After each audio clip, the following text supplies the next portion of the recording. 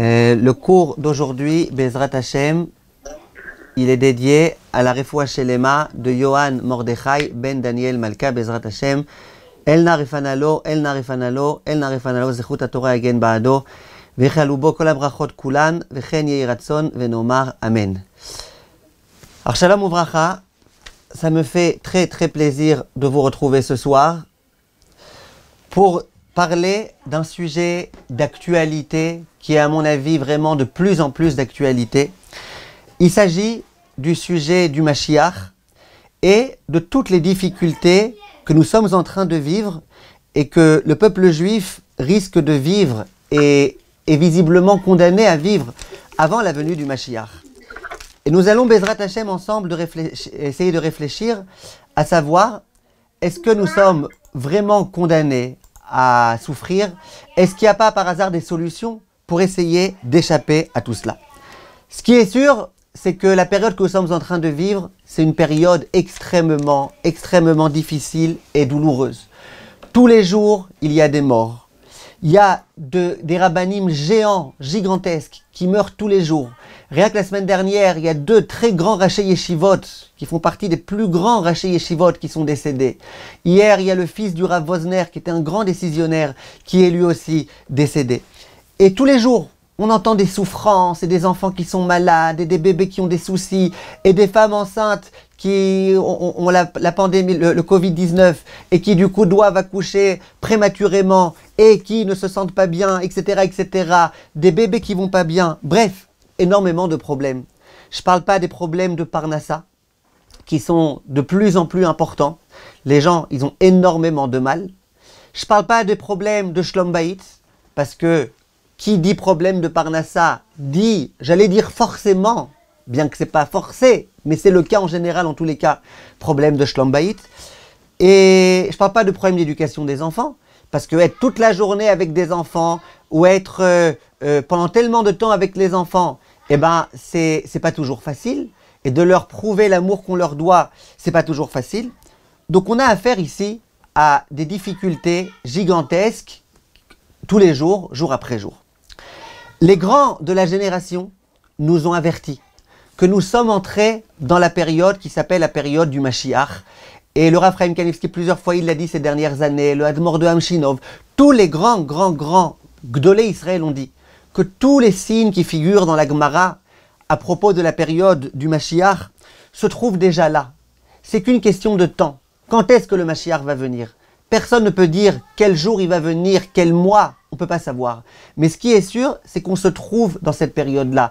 Et la grande difficulté qu'on est en train de vivre en ce moment, et les difficultés qu'on est en train de vivre, ça ne fait d'une certaine façon que confirmer qu'on est en train de vivre cette période qui s'appelle les Chevlei Mashiach. Ça veut dire les difficultés qui précèdent la venue du Mashiach. Alors bien évidemment, il y a des gens qui vont dire « mais ça fait tellement d'années qu'on l'attend ». Tu vois bien, toi-même tu dis que les Gdolei Israël, ça fait des années qu'ils le répètent, qu'on est dans la période du Mashiach. Alors combien de temps? Alors, il faut savoir que l'un des grands fondements de la Emouna, c'est que nous savons très bien et nous croyons et nous faisons confiance en Akadosh Baruch Hu que le Mashiach va arriver. C'est l'un des fondements de la Torah, de la Emouna. Et Chachamim disent qu'a priori, ben, c'est bizarre. Pendant tellement d'années, il n'est pas venu. Alors quoi? D'un coup, aujourd'hui, il va venir? Disent Chachamim, c'est un petit peu comme le cas d'une urne. On a une urne, et dans l'urne, on a plein de boules. Et puis on a déjà sorti des boules. Et à chaque fois, on espérait que ce soit la bonne, et ça n'a jamais été la bonne. Plus il y a des boules qui sortent, plus il y a de chances que bientôt on va arriver à la bonne boule.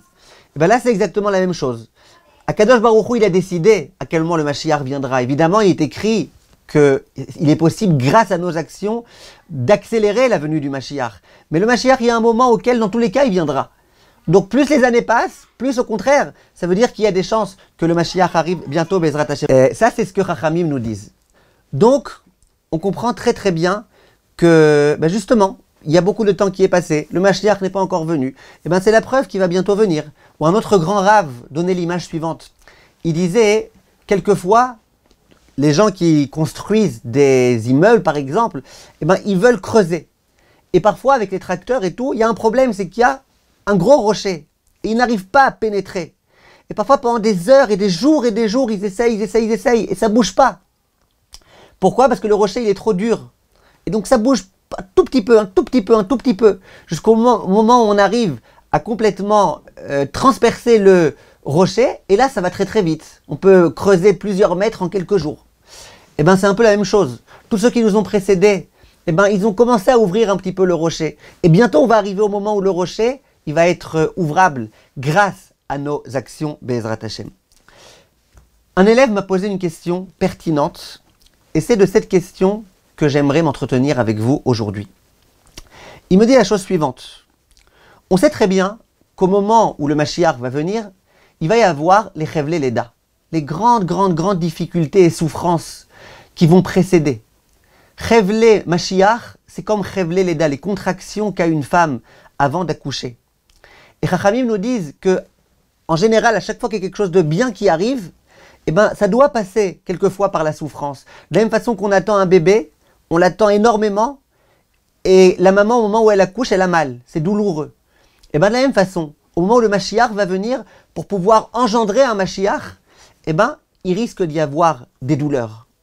Chachamim, ils disent que lorsque la maman va accoucher, plus on est proche du moment de l'accouchement, plus les douleurs sont intenses, plus les contractions sont fortes.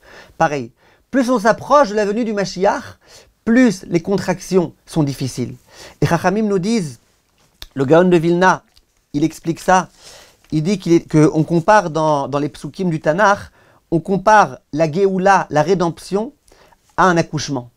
Donc au même titre que l'accouchement, il passe par la douleur, de la même façon, la rédemption. Alors, cet homme-là m'a posé la question, et il me dit, si vraiment, ça risque d'être tellement difficile, peut-être qu'il vaut mieux prier pour que le Mashiach ne vienne pas. Ça serait plus simple. Je prie pour que le Mashiach ne vienne pas, comme ça au moins, on n'aura pas affaire à des guerres trop difficiles, trop pénibles, et puis voilà. Ou alors, au moins qu'on ne prie pas. Je ne peux pas prier que je veuille que le Mashiach vienne, alors que je redoute cette période-là. Alors peut-être qu'il vaut mieux que je ne prie pas. Et ça me rappelle une histoire authentique qui s'est produite avec un rave qui un jour s'est rendu dans un village. Un village dans lequel il y avait quelquefois des persécuteurs qui venaient et qui faisaient du mal aux Juifs. Et ce rave-là, il était très gentiment accueilli. Et la nuit, il faisait le Tikkun Chatzot, la prière qu'on récite pour demander à Kadosh Baruch Hu qu'il reconstruise le Beth Amikdash. Cet homme-là, il entend le rabbin pleurer et il est très inquiet. Qu'est-ce qui se passe? Il vient, il entend le rabbin pleurer en lisant les versets du Tikkun Chatzot. À un moment donné, il tape à la porte. Il lui dit, vous avez besoin de quelque chose? Il y a un problème? Il dit, oui, il y a un problème, c'est que le Mashiach n'est toujours pas venu, que le Beth Amikdash n'est toujours pas reconstruit.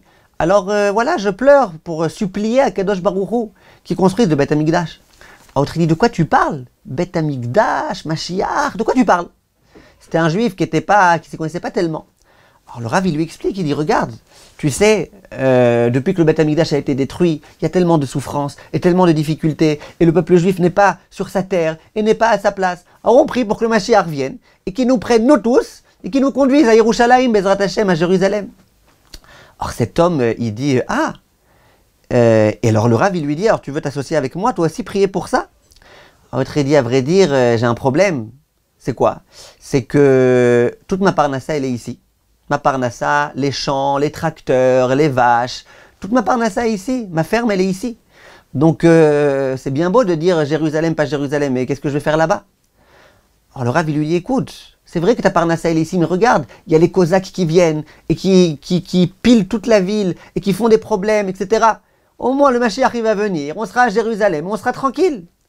L'autre, il dit, bon, la vérité, il faut que j'aille demander à ma femme.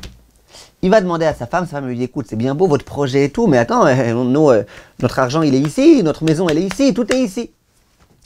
Alors il retourne voir le Rav, il dit, écoutez, ma femme, elle m'a convaincu, non, moi je ne peux pas prier pour que le Mashiach vienne. Alors il dit, mais t'as dit à ta femme qu'il y a les Cosaques qui viennent et les ennemis, et ils viennent, et ils font du mal, etc. Il dit, vous avez raison, je vais aller lui dire. Il va voir sa femme, il lui explique exactement tout ce dont il est question, et sa femme, elle lui donne une idée, qui va immédiatement venir répéter au rabbin. Il dit, ma femme, elle a trouvé une super idée.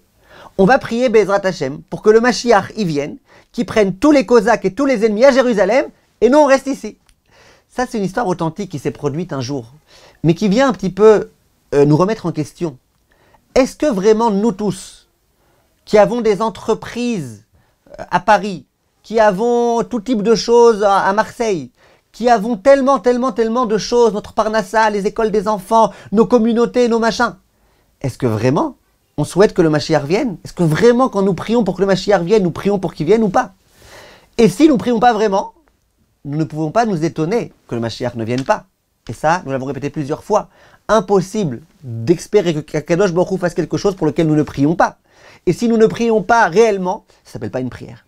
Donc, la question qui se pose, est-ce que je dois prier en étant vraiment sûr et certain que maintenant, ce qu'il faut, c'est que le Mashiach vienne, alors que je sais que lorsque le Mashiach va venir, eh bien, il va y avoir des problèmes et il va y avoir des difficultés.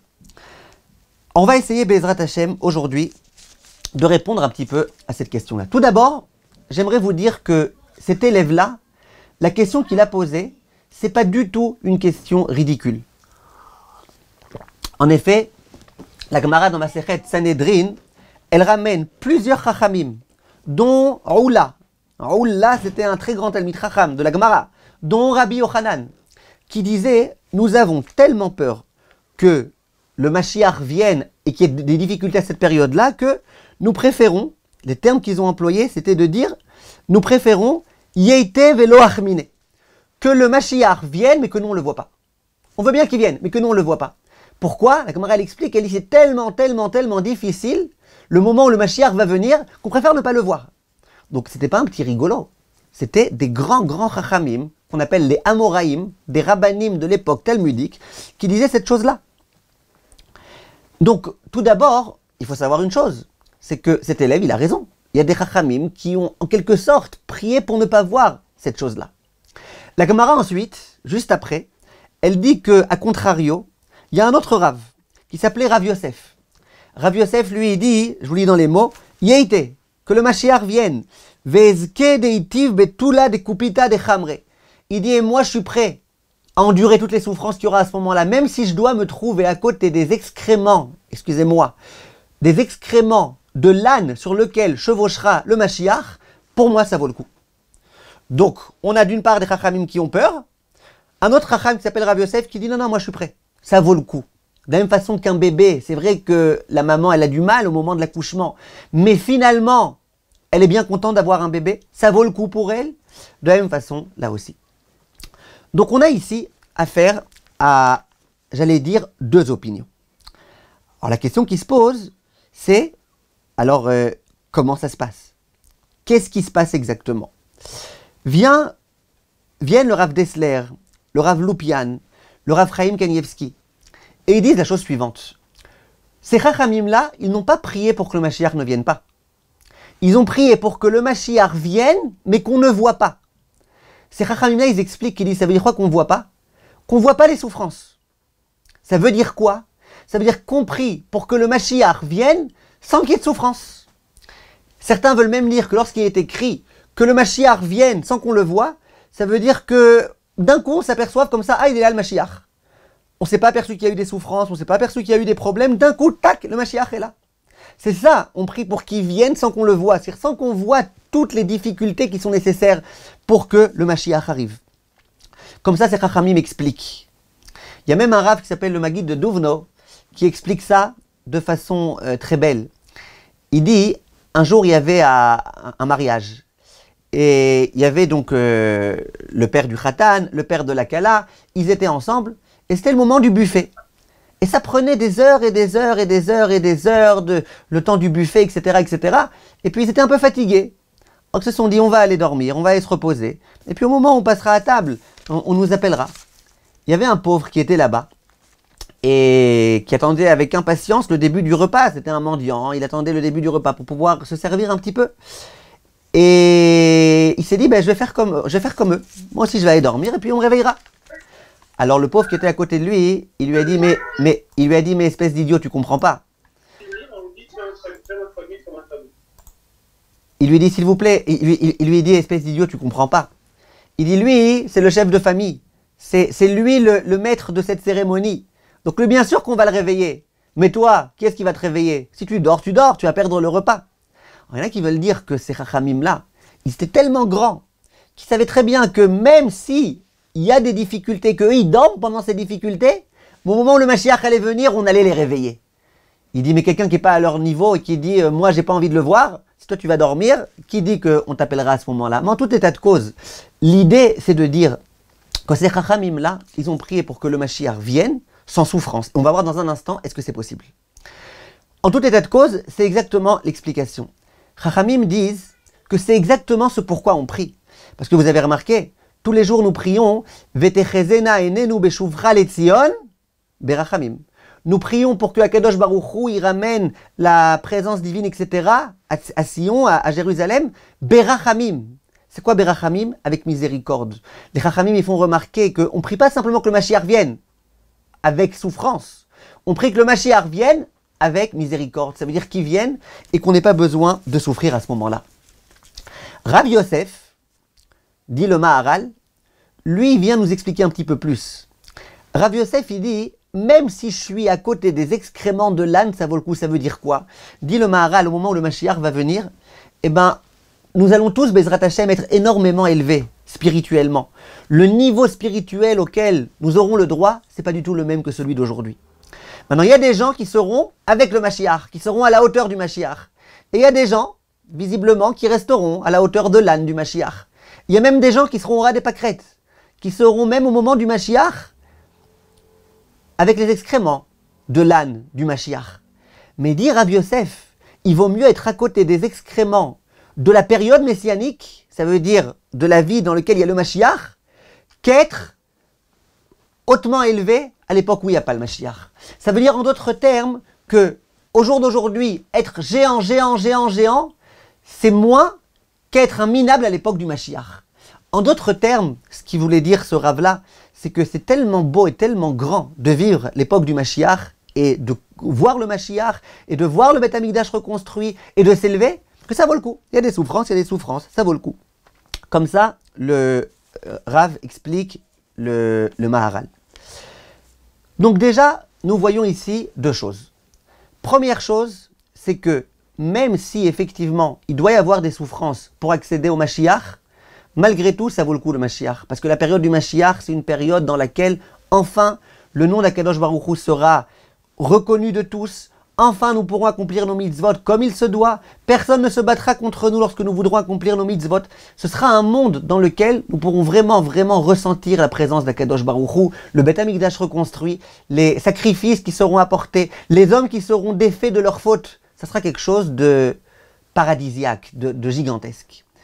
Mais à part ça, viennent les Chachamim et disent, nous, ce qu'on aimerait, c'est accéder au Mashiach sans avoir besoin de souffrir. Parce qu'effectivement, nous avons très peur des souffrances. Maintenant, ce que je souhaite répondre aussi à cet élève, c'est quelque chose de très simple. Et ça, nous avons souvent tendance à nous embrouiller. Que quoi? Lorsque on prie pour que le Mashiach vienne, est-ce qu'on est simplement des calculateurs? Ça veut dire, je veux que le Mashiach vienne, alors qu'est-ce que je gagne, qu'est-ce que je perds? Bon, ça vaut le coup, ça vaut pas le coup? Ou est-ce qu'on essaye d'aller un petit peu au-delà de cela? Le Mashiach, c'est pas simplement il n'y aura pas de guerre, comme il y en a qui pensent. C'est pas simplement le Covid, il s'en ira. Non, le Mashiach, ça veut dire l'accomplissement total de la volonté d'Akadosh Baruch Hu. La possibilité de se rapprocher d'Hachem. La royauté d'Akadosh Baruch Hu enfin reconnue. Donc lorsque je me pose la question, ça vaut le coup ou ça vaut pas le coup? Bon, il y aura le Mashiach. Alors d'une part machin, d'autre part je dois quitter ma Parnassa à Paris 19e. Machin, ça vaut le coup? Tout ça, c'est des calculs de calculateurs. Nous sommes tous un peu calculateurs. Mais ce qui nous est demandé, c'est d'essayer de dépasser tout ça. De dépasser tout ça et d'essayer, Bezrat Hashem, de comprendre. Akadosh Baruch Hu, Dieu, lui, il tient à ce que le Mashiach vienne. Donc notre véritable volonté, ça doit être d'accomplir la volonté d'Akadosh Baruch Hu. Ça, c'est ce que je voulais dire à cette personne-là. Maintenant, j'aimerais continuer, Bezrat Hashem, la réflexion.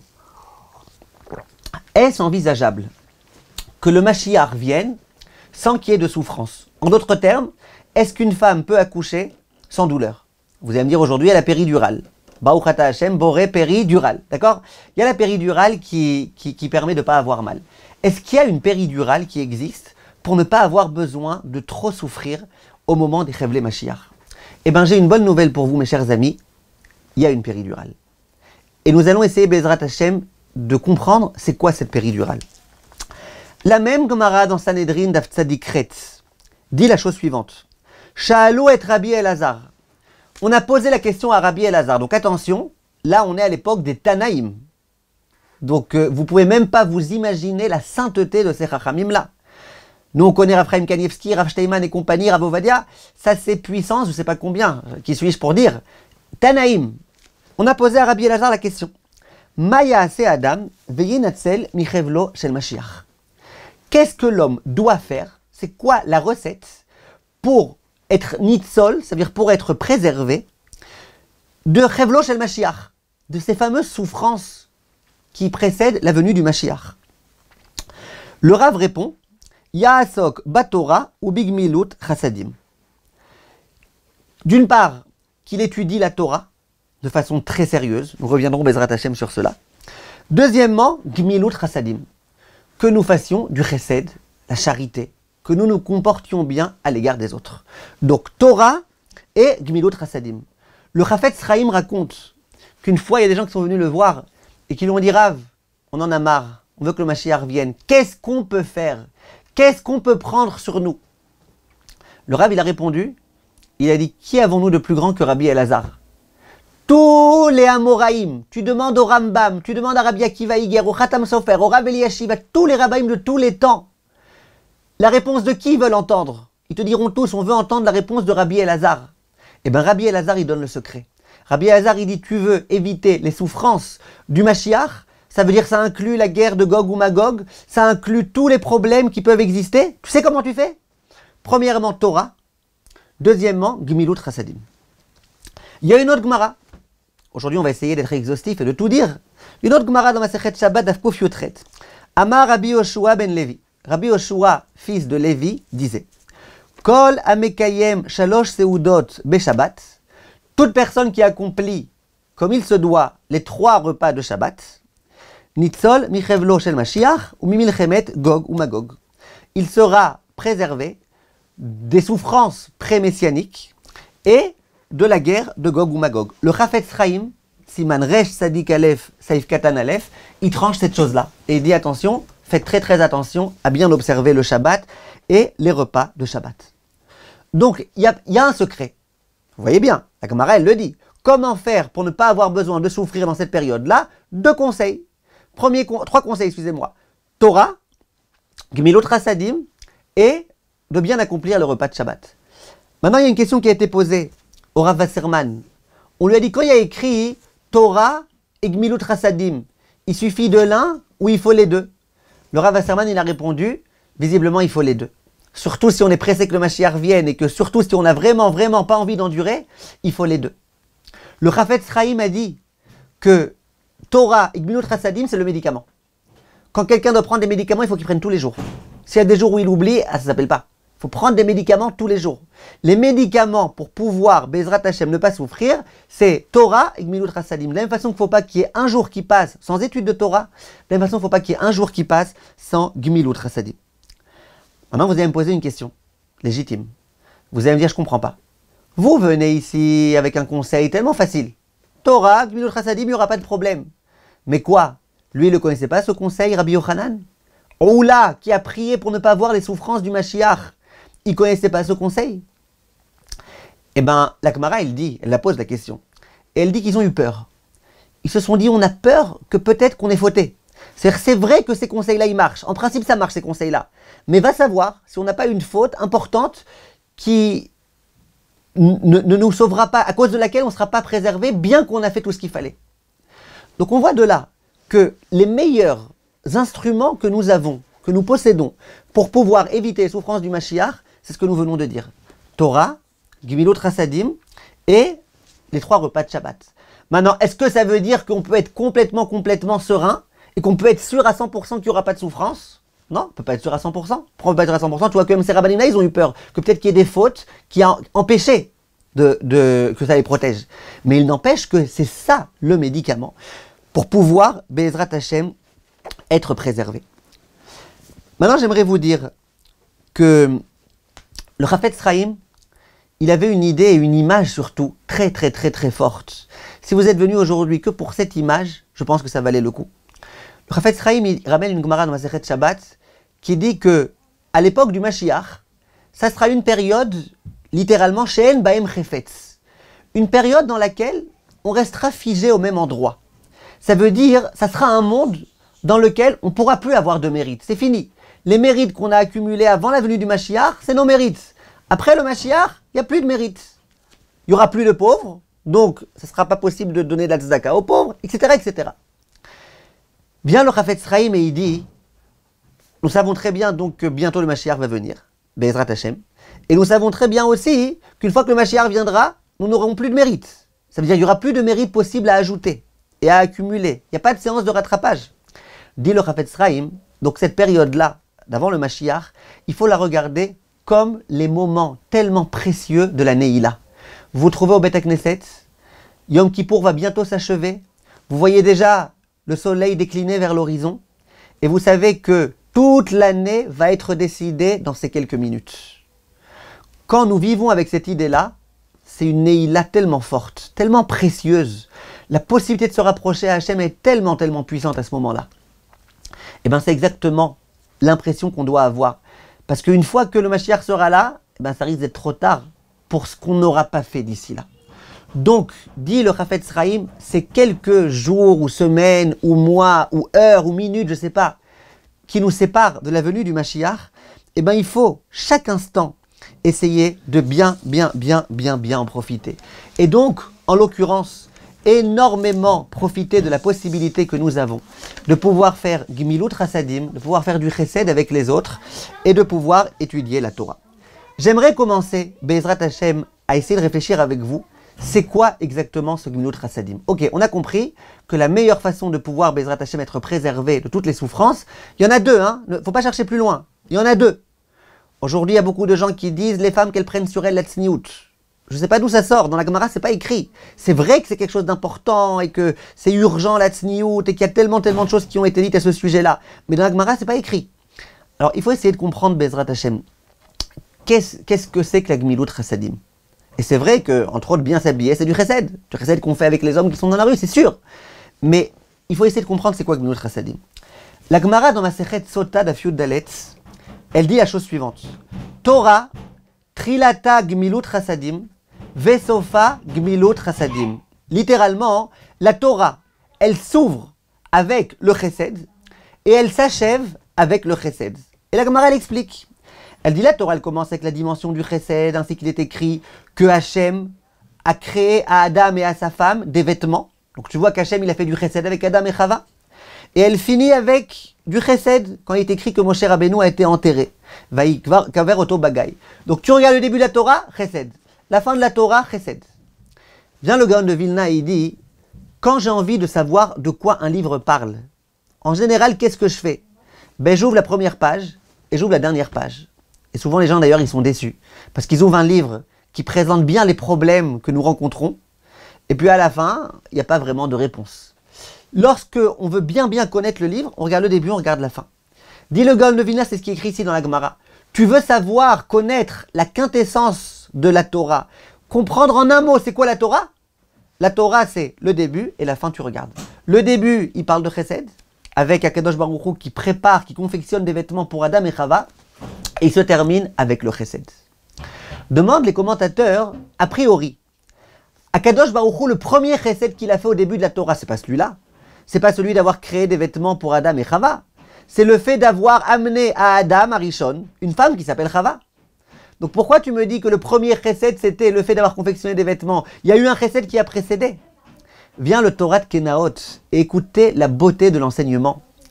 Il dit à quel moment Akadosh Baruch Hu a fait ce shidour merveilleux entre Adam et Chava? C'était avant que l'homme ait fauté. Que avant que l'homme ait fauté, on puisse faire du chesed avec lui, ça c'est évident, c'est pas un chidouche.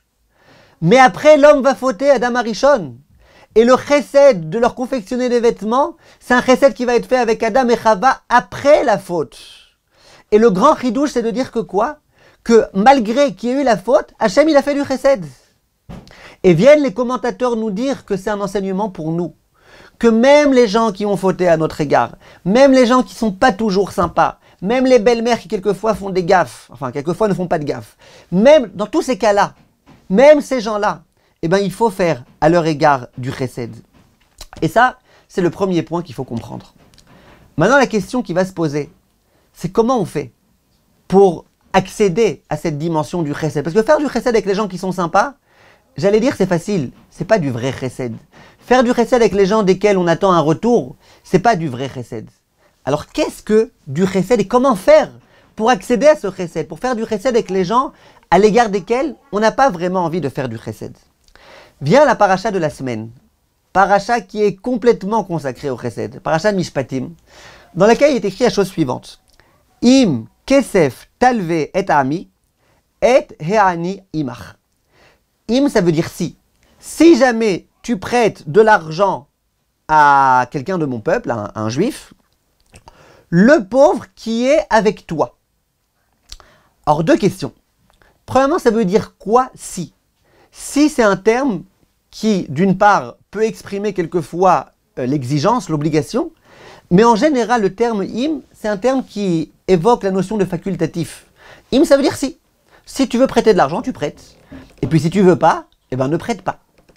Donc im, c'est quelque chose qui peut vouloir dire le facultatif. Demande le Ktav Sofer, c'est a priori bizarre. Parce que là, on n'est pas en train de nous parler de quelque chose de facultatif, on est en train de nous parler d'une mitzvah. Une mitzvah de la Torah. On aurait dû nous dire, tu devras prêter de l'argent. Im, c'est facultatif. Je me rappelle que quand j'étais enfant, il y avait un monsieur il avait déjà un certain âge, il n'était pas marié. Et à chaque fois que je le voyais, moi j'étais gentil. À chaque fois que je le voyais, je lui disais à ton mariage, à ton mariage, à ton mariage. À chaque fois, je le bénissais. C'est pour ça finalement qu'il s'est marié d'ailleurs. Et un jour, il était tellement énervé qu'il m'a dit, écoute, si je me marie, je te dirai. Ne dis pas ça à chaque fois. Si je me marie, je te dirai. Moi, je lui ai dit, ne dis pas si je me marie. Dis-moi quand je me marierai. En tout état de cause, ce que je veux dire, c'est que im, c'est un terme facultatif. Pourquoi, quand on te parle de chesed, la Torah emploie un terme facultatif? Et deuxième question, ça veut dire quoi le pauvre qui est avec toi? Bah, il est avec qui? C'est quoi il est avec toi? Il est existant, un pauvre, il est là. Et s'il n'est pas dans le même monde que moi, s'il est dans une autre planète, alors évidemment que je ne peux pas l'aider. Ça veut dire quoi? Si tu prêtes de l'argent, le pauvre qui est avec toi. Viennent Chachamim et ils donnent ici un grand secret. Ils disent, lorsqu'un pauvre vient me voir, si jamais je vois simplement un pauvre face à moi, une personne face à moi, un alter ego, eh ben, il y a des chances que je ne vais pas lui prêter. Par contre, si j'essaye littéralement de rentrer dans la personne qui est le pauvre, si j'essaye de me mettre littéralement à sa place, si j'essaye de vivre ce que lui il est en train de vivre, eh ben c'est là que je pourrais l'aider et c'est là que je pourrais lui donner. C'est la raison pour laquelle, dit Rachamim, il est écrit « Eteani imach » le pauvre il est avec toi. Parce que je vais tellement me mettre à sa place et je vais tellement essayer de voir comment il fonctionne, qu'est-ce qu'il est en train de ressentir, qu'est-ce que sa femme elle est en train de lui pleurer, etc., etc., etc., que quoi? Que finalement le pauvre il est avec moi, il est dans moi, il est en moi. Et si c'est comme ça, dit le Ktav Sofer, on peut comprendre pourquoi il est écrit Im kesef talve et ami. Parce que les mitzvot de chesed, contrairement à ce qu'on pourrait penser, c'est pas des mitzvot que j'accomplis uniquement parce qu'Hachem m'a demandé, en quelque sorte, je viens accomplir ma mitzvah.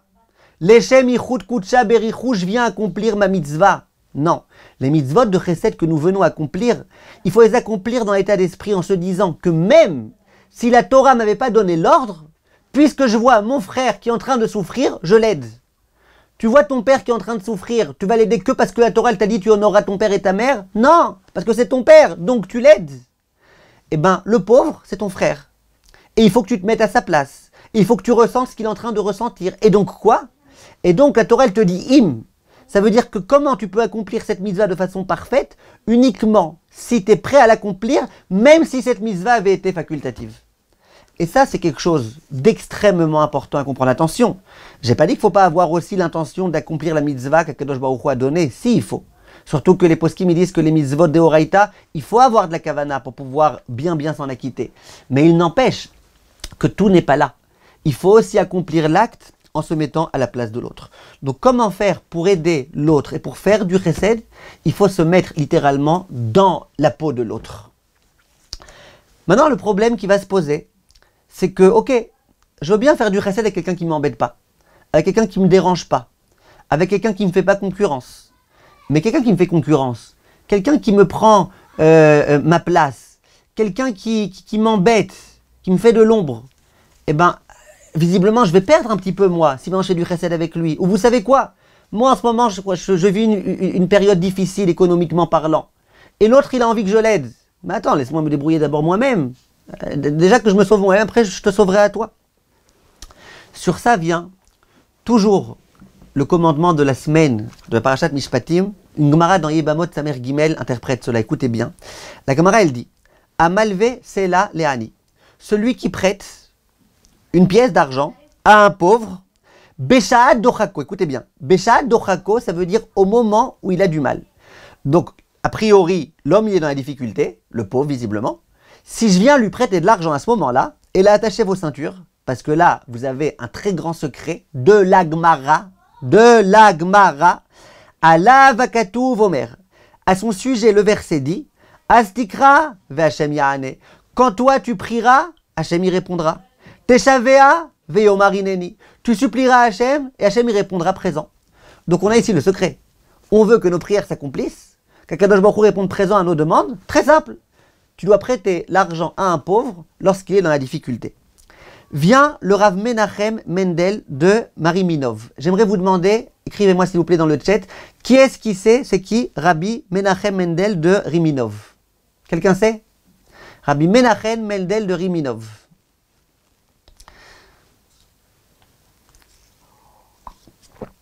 Vous pouvez écrire dans le chat si vous savez.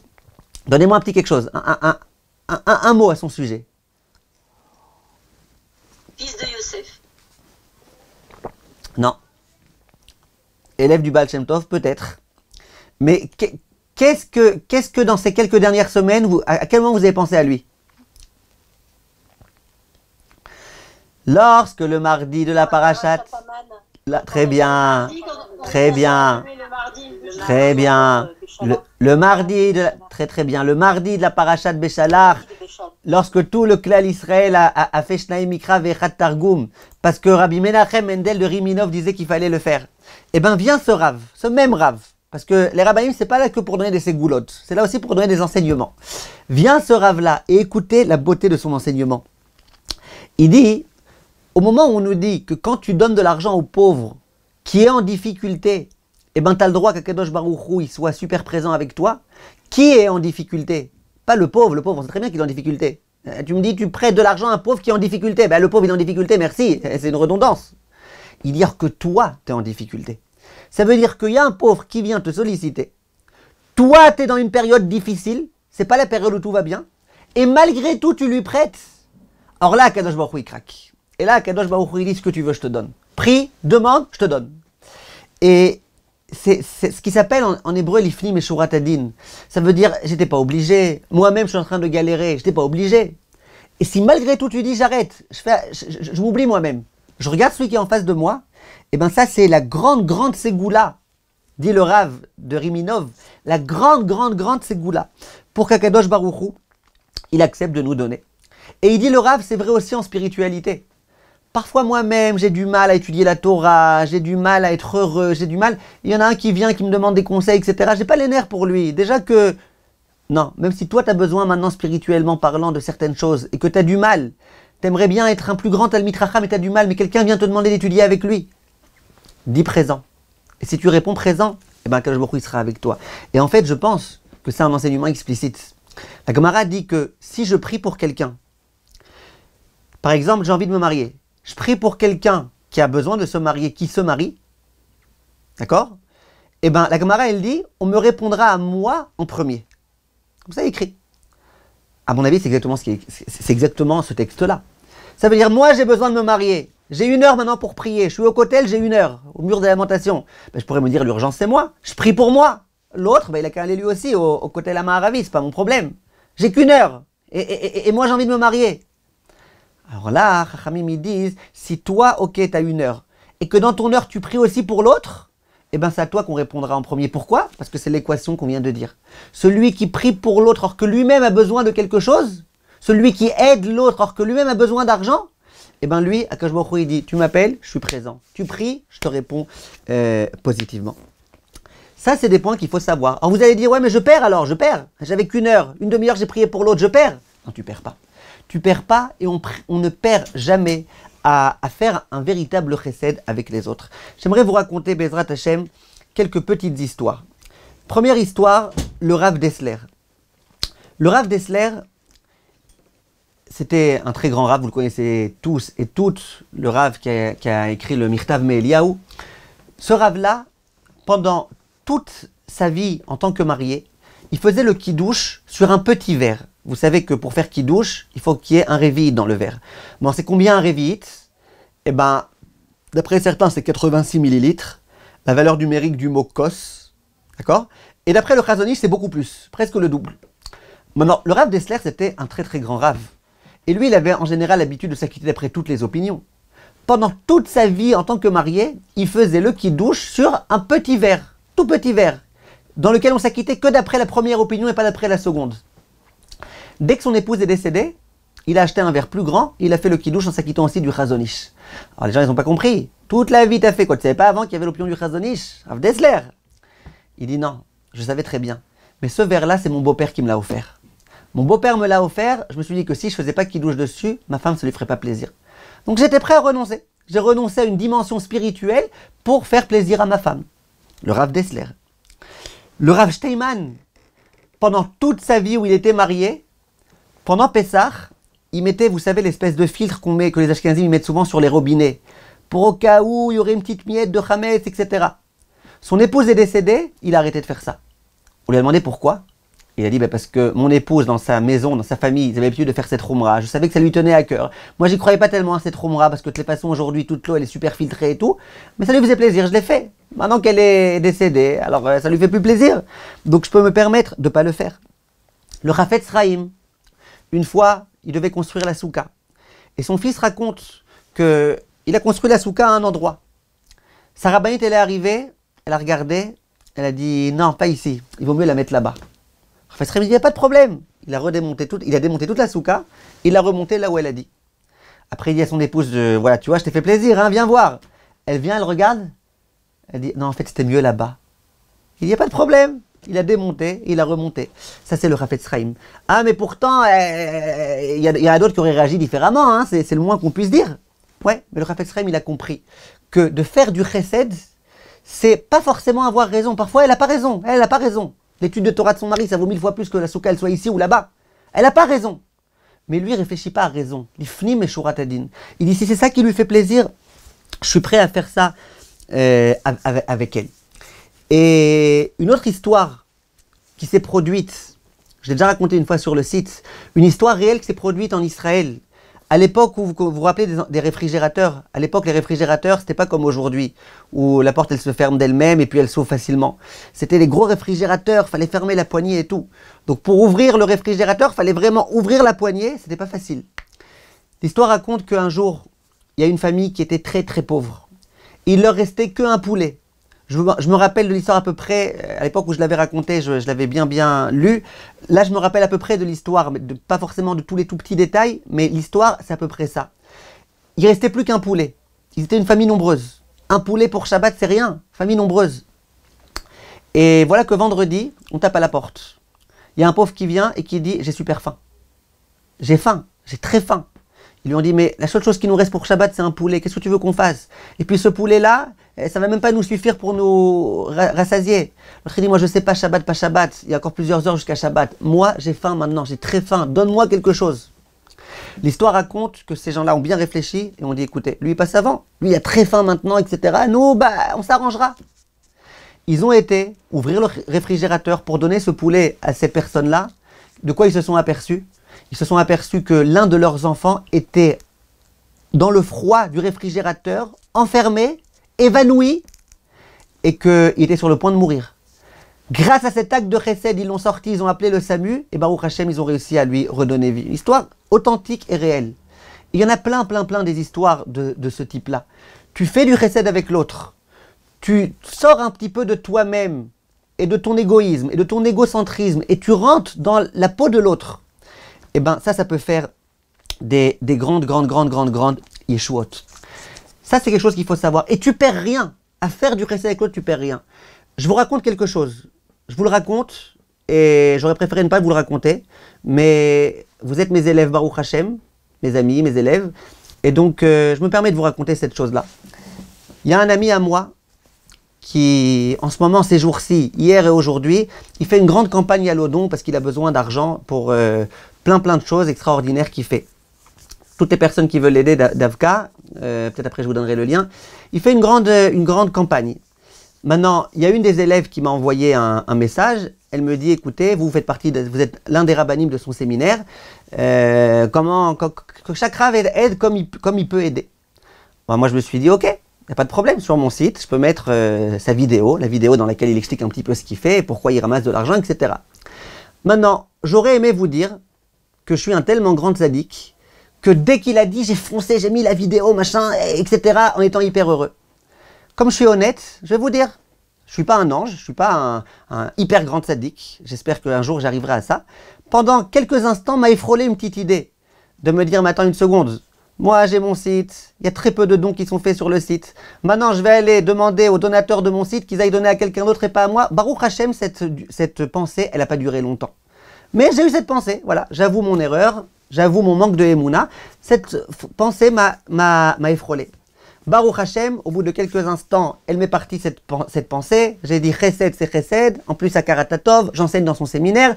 Et en plus, à Kadosh Baruch Hu, il donne tout ce qu'il faut à chacun au moment où il faut. Baruch Hashem, immédiatement, je me suis occupé de mettre la vidéo sur mon site. Ce que je suis en train de vous dire là, c'est que il faut absolument qu'on essaye de comprendre que ce genre de calcul, c'est des mauvais calculs. C'est le Yetzer Hara qui veut faire ce genre de calcul. Fais du chesed sans te poser de questions. Ah, mais après ma belle-mère, elle va m'écraser. Ah, mais après un tel. Ah, mais après les gens, ils vont donner à l'autre et pas à moi. Ah, mais après. Arrête. Tout ça, c'est le Yetzer Hara. Et j'ai prié très fort tout à l'heure à Kadosh Baruch Hu pendant au moins un quart d'heure. Je lui ai dit, Hachem, je suis pas encore assez proche de toi. Regarde, il y a cette idée qui m'a effleuré. Retire-moi la prochaine fois ce genre d'idée, que je puisse faire du chesed avec joie depuis le départ. J'aimerais terminer en vous disant que dans la Seret Adibrot, les 10 commandements de la Torah, il y a d'un côté 5 commandements qui concernent notre relation vis-à-vis d'Hachem, de l'autre côté 5 commandements qui concernent notre relation vis-à-vis de l'homme, de l'autre. Maintenant, les 5 commandements dans lesquels on parle de notre relation vis-à-vis d'Hachem, c'est des commandements qui sont longs. Les versets ils sont longs. Anochi Hashem Elokecha Asher Hotzeticha Me'eretz Mitzrayim. Alors que de l'autre côté, c'est très facile. Lotignov, lotirtzach, lotachmod. Vraiment, c'est 2 mots. Vient le Mabit, qui était un très grand rave. Et il dit, il fallait bien malgré tout que ça tienne sur cette pierre-là, c'est de la même taille. Donc qu'est-ce qu'on est obligé de dire? Que toutes les mitzvot qui concernent notre relation avec Akadosh Baruch Hu, c'est écrit en tout petit. Et que les mitzvot qui concernent l'homme et son prochain, c'est écrit en grand. Lotignov, pour bien prendre toute la place qu'il fallait. Lotigzol, lo. Dit le Rav Mabit, pourquoi? C'est pour que le Klal Israël y comprenne bien que les mitzvot de Ben Adam, la Chavero, elles sont hyper importantes. Encore plus importantes qu'Aviachol, que les mitzvot de Ben Adam, la Makom. Et ça, il faut qu'on le sache. Les gens, ils commettent la grave erreur de croire que l'essentiel, c'est les mitzvot vis-à-vis d'Hachem, bien prier, bien étudier, bien faire ceci et cela. Mais que, bon, être gentil avec les autres, c'est un moyen, que les autres, ils ne me cassent pas trop les pieds. C'est un moyen de faire du kiddush Hachem. Non, ces mitzvot-là, en soi, c'est l'accomplissement de la volonté d'Akadosh Baruch Hu. Et cette idée-là, si on ne la connaît pas, eh ben, on est dans une autre Torah. La Torah d'Akadosh Baruch Hu, c'est une Torah dans laquelle il y a toute cette dimension du chesed qui fait partie intégrante de la Torah. C'est-à-dire que quand toi, madame, tu prépares un sandwich à ton mari parce que tu sais que ça lui fera plaisir, ne crois pas que c'est juste une façon qui est shlom bayit, et qui dit shlom bayit dit qu'à la maison il n'y a pas trop de cris, et quand il n'y a pas trop de cris on sert mieux à Hachem, et les enfants ils viendront être amis des chachamim. C'est trop lointain ça, c'est de la philosophie ça. Non, quand tu fais du chesed avec ton mari, tu es en train d'honorer Hachem. Et tu fais plaisir à Hachem, et pas qu'à ton mari. Ça c'est la façon dont la Torah veut qu'on fonctionne. On a dit, la façon de pouvoir s'en sortir, Bezrat Hashem, des Chevlei Mashiach, et je peux vous dire sincèrement, ce qui est en train de se passer en ce moment, c'est indéniablement des Chevlei Mashiach. Ça faisait des années qu'on n'avait pas vu quelque chose pareil, des souffrances tellement grandes. Le monde entier est en train de souffrir. Les gens de façon individuelle, de façon collective, tout le monde souffre. C'est certain qu'on est en train de vivre déjà là des Chevlei Mashiach. Et Chafetz Chaim disait que la Shoah, c'était déjà une grande partie des Chevlei Mashiach. Il faut, Bezrat Hashem, plus on sera dans le Chesed, un chesed inconditionnel, un chesed en oubliant toutes les petitesses d'esprit, lui machin, et si je lui dis, et si il va penser de moi, que faut oublier tout ça. Chesed, chesed, chesed, chesed. Dans votre tête, maintenant, et dans ma tête à moi aussi, tout ce qu'on doit rentrer dans votre tête, c'est comment je peux aider l'autre. Tu vois quelqu'un à côté de toi, comment je peux l'aider. Il y a un rave qui disait, c'est quoi un chassid, quelqu'un de pieux? C'est chesed avec un yud. Yud, en yiddish, on dit un yid. Yid, c'est un juif. Quand tu fais du chesed avec un yid, avec un juif, tu es un chassid. Et ça, c'est le point qu'il faut qu'on sache. Le deuxième point, et j'essaierai de ne pas être trop long à propos de ce deuxième point, on a dit, c'est le Hesek dans la Torah Akdosha. Il faut, pour pouvoir essayer d'être préservé des souffrances du Mashiach, pour pouvoir sortir de ce Covid-19, etc., il faut absolument étudier la Torah. C'est quoi étudier la Torah? Je m'adresse là principalement aux hommes, mais aux femmes aussi. C'est quoi étudier la Torah? Le Rav Wasserman et le Rav Chafetz Chaim, tous les deux disent, quand on nous dit Ya'asok Batorah, le terme Ya'asok, ce n'est pas un terme banal. Ya'asok, ça vient du terme Esek. Esek, c'est une entreprise. Esek, c'est faire tout un plat de quelque chose. Ya'asok Batorah, ça veut dire que pour toi, ta Torah, il faut que ce soit comme un Esek. Un Esek, c'est quoi? Quand tu ouvres une entreprise, quand tu ouvres quelque chose, tu fais des grandes choses, tu travailles toute ta vie pour quelque chose, ça, on peut dire en hébreu que c'est ton Esek. C'est dans ça que tu investis toute ta vie.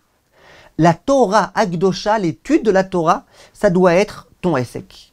Je m'adresse maintenant, comme je vous dis, principalement aux hommes. Ça veut dire quoi que la Torah, c'est un Esek? Si j'ai réussi maintenant à convaincre même une personne, eh ben, j'aurais tout gagné. Que la Torah, c'est un Esek, la première chose que ça veut dire, c'est que tous les jours, il faut consacrer un moment à l'étude de la Torah. Les femmes aussi. Mais les hommes, tous les jours, un moment consacré à l'étude de la Torah. Ce moment consacré à l'étude de la Torah, sans téléphone. Sans téléphone. Vous ne me direz pas que je n'ai pas prévenu. Sans téléphone. Le téléphone, c'est pas que tu le mets en mode silence pour pas déranger tes voisins, c'est que tu le mets pas du tout. Ton téléphone, tu le mets dans ton sac, bien fermé. Je vous dis, impossible. Quand la Torah, elle dit que pour être préservé des Chevlei Mashiach, il faut étudier la Torah, ça ne veut pas dire étudier la Torah tranquillos, de temps en temps, entre deux Tosfot, t'envoies un petit WhatsApp, machin, etc. C'est pas ça. Ça ne s'appelle pas Esek à Torah, ça s'appelle peut-être être un spectateur de ce qui se passe. C'est pas ça, Esek à Torah. Esek à Torah, c'est pas regarder un cours sur Facebook et au même moment regarder ce que l'autre abruti écrit sur les vaccins et ce que l'autre machin. C'est pas ça, Esek à Torah.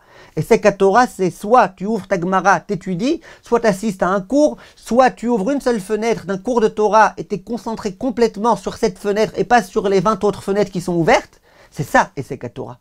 Donc je vous demande et je vous supplie, parce que maintenant on a besoin tous de se mobiliser pour essayer, Bezrat Hashem, de faire venir le Mashiach Berachamim. Donc je vous en supplie, tous les hommes qui m'écoutent et qui m'écouteront, et ceux qui ne m'ont pas écouté, diffusez ça. L'étude de Torah, c'est pas pour se donner bonne conscience. L'étude de Torah, c'est ça qui va nous sauver. Le chesed et l'étude de Torah. Le Rav Wasserman dit qu'il faut faire les deux. Chesed et étude de Torah. Étude de Torah sans téléphone. Étude de Torah, vous mettez dans votre poche le téléphone en silence, pas en vibrateur, en silence, que personne au monde ne puisse vous déconcentrer. Deuxièmement, petit conseil que le Nefesh HaChaim donne, il dit avant d'étudier, et je m'adresse aussi aux femmes, fais tes chouvas. Tu vas étudier maintenant, la Torah elle peut t'approcher d'Akadosh Baruch Hu. Si tu étudies la Torah sans avoir fait tes chouvas, en quelque sorte c'est une Torah qui va venir alimenter un homme qui n'est pas un grand tzaddik. C'est dommage. Fais d'abord tes chouvas et tu verras que cette Torah elle va pouvoir te permettre de beaucoup te rapprocher d'Akadosh Baruch Hu. Je vous demande encore autre chose. Et combien aujourd'hui je tiens à ce que ces propos-là soient bien intégrés. Honorer la Torah, être osek batorah, ça veut dire ne pas mépriser la Torah. Aujourd'hui, il y a des gens qui méprisent la Torah de façon honteuse. Parler contre des rabbanim, c'est honteux. Si c'est les Gdolé Hador, c'est honteux. Et si ce n'est pas des Gdolé Hador, c'est aussi honteux. Parler contre certains chachamim et dire ouais machin, lancer des phrases un petit peu à la va-vite, c'est honteux.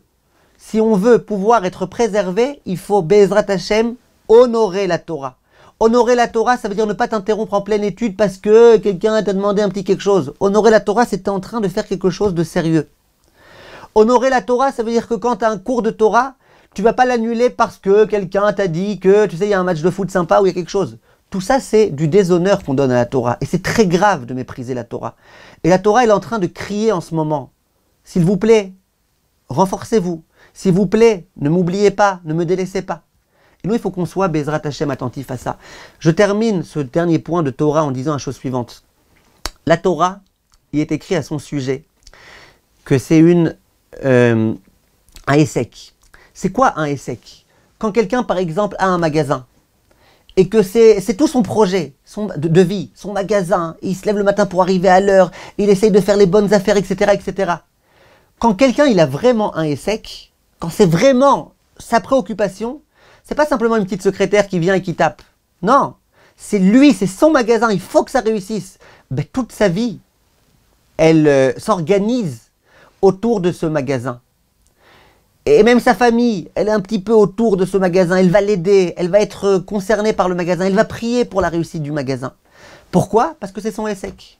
Par contre, un banquier qui est juste responsable de travailler de 8h du matin à je sais pas quelle heure du soir, ou de l'après-midi, et ben lui, ok, ça lui change rien, que la banque elle réussisse, qu'elle réussisse pas, lui, il fait bien son travail, il reçoit sa paye, et puis voilà.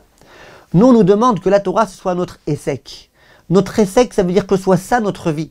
Que toute notre famille comprenne bien que pour nous, notre vie, elle tourne autour de la Torah, de l'accomplissement des mitzvot. Et ça, c'est quelque chose d'extrêmement, extrêmement important.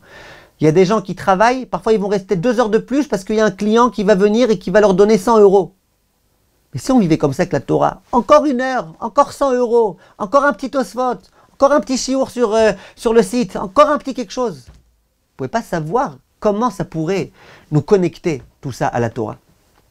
Et pour vous, mesdames, eh ben, sachez une chose, c'est que les femmes mariées, eh ben, vous pouvez très bien faire tout ce que vous pouvez pour premièrement, à aucun moment, dissuader vos maris d'aller étudier la Torah.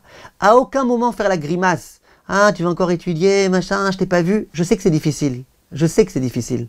Mais c'est ça qui va nous sauver, Bezrat Hashem. C'est ça qui va nous sauver de choses beaucoup plus difficiles, Chas v'Shalom, qui pourraient arriver. Donc, essayez de convaincre vos maris.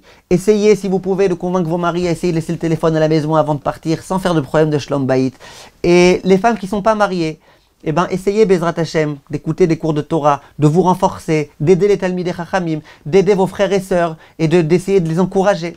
Toutes ces choses-là s'appellent renforcer la Torah. Si même vous prenez par exemple ce cours-là qui sera sur le site Bezrat Hashem demain ou je ne sais pas quand, et que vous le diffusez autour de vous, c'est aussi du Limud Torah, c'est aussi du Zikouy Arabim.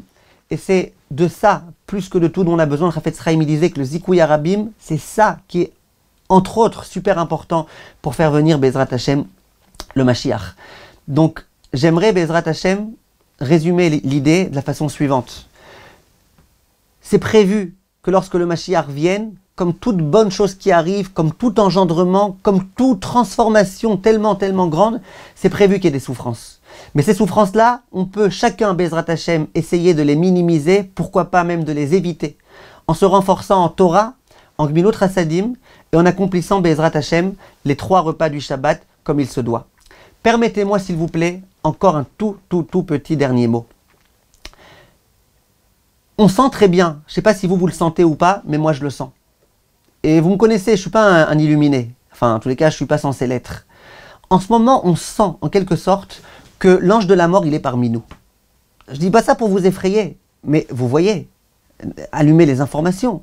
Combien de morts il y a tous les jours, partout, des gens qui meurent du Covid, des gens qui meurent d'autres choses, des jeunes, des vieux, des machins. On a l'impression que l'ange de la mort, il est avec nous là. Qu'est-ce qu'on fait maintenant pour s'en sortir? On a donné des conseils, on a fait des cours, on a essayé d'expliquer aujourd'hui. J'aimerais vous donner aujourd'hui un dernier petit conseil auquel je crois vraiment. La Gemara, dans la Masechet Sanhedrin, raconte qu'il y avait un homme qui n'avait jamais menti de sa vie. Toujours il disait la vérité. La Gemara, elle dit à tel point vrai que même si on lui proposait vraiment monts et merveilles, et qu'il fallait simplement qu'il mente pour le faire, non, il mentait pas. Et cet homme-là, il s'est rendu dans une ville qui s'appelait Kushta. Je ne sais pas où elle est cette ville aujourd'hui, mais visiblement c'est une ville qui a été préservée du Covid-19. C'est quoi Kushta? Kushta, c'est une ville dans laquelle tout le monde ne parlait que vérité. Kushta en araméen, ça veut dire vérité. Et la Gemara, elle dit que dans cette ville-là, personne ne mourait avant la date qui avait été prévue. Comment la Gemara, elle sait, etc., je ne sais pas. Mais la Gemara, elle dit, là-bas, il n'y avait pas de bébé qui mourait. Ça n'existait pas. Cet homme-là, il s'est dit, moi, je suis un homme de vérité. Ben, je vais me marier avec une dame de cette ville-là. Il s'est marié avec une dame de cette ville-là. Baruch Hashem, ils ont eu 2 enfants. Et ils ont vécu dans cette ville. Un jour, il y a une voisine qui tape à la porte. Et qui dit à cet homme-là, où est ta femme? J'aimerais lui parler. Mais sa femme est en train de prendre la douche. Lui, il s'est dit, ah, ça se fait pas, parce qu'elle va pas être contente, ma femme, que je lui dise qu'elle prend la douche, etc. Il a dit, elle n'est pas là. Elle n'est pas là.